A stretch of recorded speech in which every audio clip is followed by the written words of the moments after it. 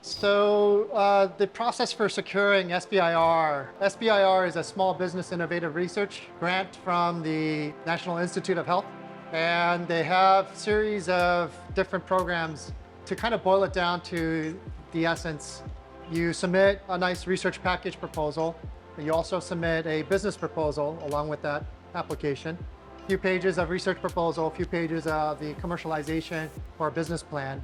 And the National Institute of Health has a review board, and they'll review several different applications, and they'll score accordingly to the innovation, the technology feasibility, relevance, and your commercialization plans.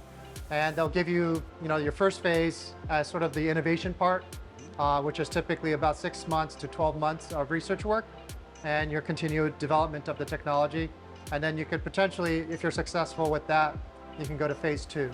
So for A&Q Nano Designs, we actually bootstrapped, and we were seeking SBIR grants. So it probably took about 20 different applications over the course of the year to get funding.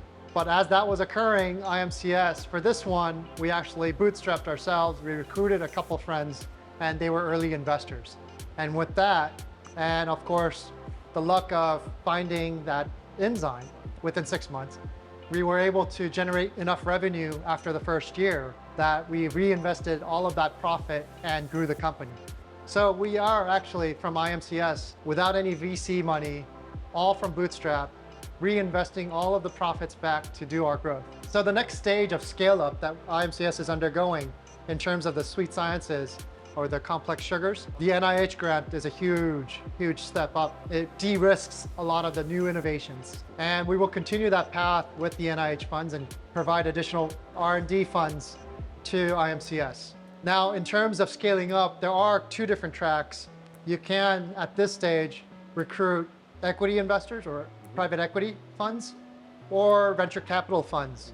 Like I've said, we've never done our Series A as of yet, so we can do that and leverage that for additional scale up. But all of that is kind of open in the air. There are different techniques and there are different issues at hand that you need to evaluate, whether you go to the private equity or VC, very similar, or you actually take out a big loan from the bank. At this stage, as a company of this size, banks will provide certain line of equity to fund your scale up. In terms of private equity, what they want to do, again, it depends on the private equity firms. They want a portion of your company, take an equity of your company, and they sort of invest in the long term. And if you can align your goals properly, they have a portfolio of different companies, and they can provide you with additional resources to grow your company.